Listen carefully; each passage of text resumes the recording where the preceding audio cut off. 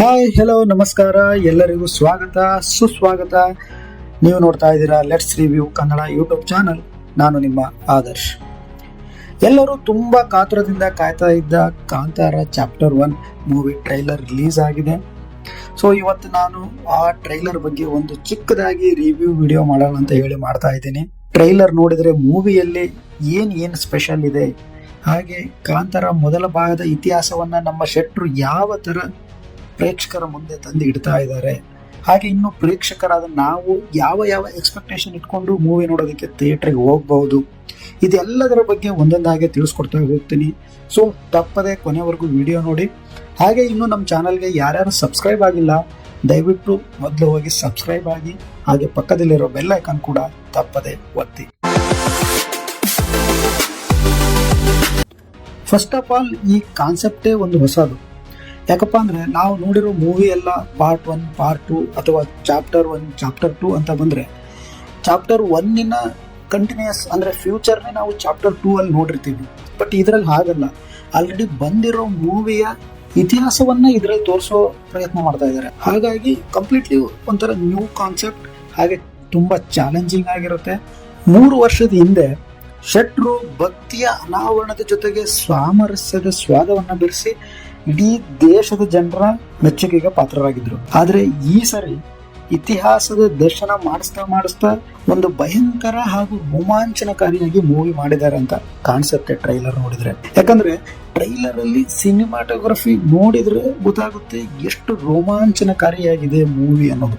First of all Ajaneesh Loknath ಹಾಗೆ ಅರವಿಂದ್ ಕಶ್ಯಪ್ ಅವರಿಗೆ ನಿಜವಾಗ್ಲೂ ಒಂದು ಹ್ಯಾಟ್ಸ್ ಆಫ್ ಹೇಳಲೇಬೇಕು. ಯಾಕಂದ್ರೆ ಆ ವಿಜುವಲ್ಸು, ಆ ರಿಚ್ನೆಸ್ಸು, ನೀವೇ ನೋಡಿ, ಹುಲಿ ಜೊತೆ ತೆಗೆದಿರೋ ಒಂದು ಶಾಟ್ ಇರ್ಬೋದು, ಹಾಗೆ ಒತ್ತಿ ಉರಿತಾ ಇರೋ ಮರ ಇರ್ಬೋದು, ಒಂದಕ್ಕಿಂತ ಒಂದು ವಿಜುವಲ್ ಸಖತ್ತಾಗಿದೆ. ಹಾಗೆ ಅದಕ್ಕೆ ಬ್ಯಾಕ್ ಗ್ರೌಂಡ್ ಸ್ಕೋರ್ ಮಾತ್ರ ಸಖತ್ತಾಗಿ ಕೊಟ್ಟಿದ್ದಾರೆ. ಬರೀ ಫೋನ್ಸು, ಟಿವಿ ಅಥವಾ ಲ್ಯಾಪ್ಟಾಪ್ ಅಲ್ಲಿ ನೋಡಿದ್ರೆ ಈ ತರ ಕಾಣಿಸ್ತಾ ಇದೆ, ಈ ತರ ಎಫೆಕ್ಟ್ಸ್ ಇದೆ.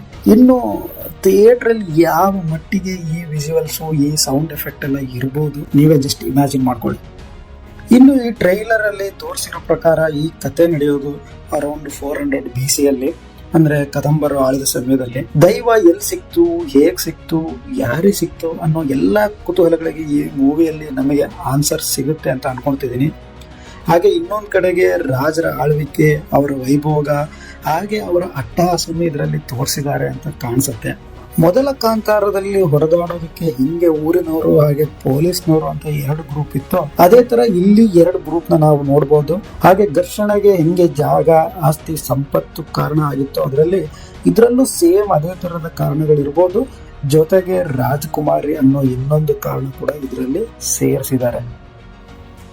ಇನ್ನು ಪ್ರಮುಖವಾಗಿ ಈ ಟ್ರೈಲರ್ ಮುಖಾಂತರ ನನಗೆ ಅನ್ಸಿದ್ದು ಏನಪ್ಪಾ ಅಂತಂದ್ರೆ, ಮೂವಿಯಲ್ಲಿ ಆ ದೈವದ ಕಲ್ಲು ಹೇಗ್ ಬಂತು, ಕ್ಷೇತ್ರಪಾಲ ಗುಳಿಗನ ಆಗಮನ ಹೇಗಾಯ್ತು, ಕ್ಷೇತ್ರವನ್ನು ಕಾಪಾಡೋದಕ್ಕೆ ಅವನು ಹೇಗೆ ಹೋರಾಡಿದ, ಹಂಗೆ ಈ ಸಂಪ್ರದಾಯ ಆಚರಣೆಗಳು ಹೇಗೆ ಹುಟ್ಟುಕೊಂಡ್ವು ಅನ್ನೋದನ್ನ ಈ ಮೂವಿಯಲ್ಲಿ ತೋರ್ಸೋದೇ ಕೋರ್ ಪಾಯಿಂಟ್ ಅಂತ ನನಗೆ ಅನ್ಸುತ್ತೆ.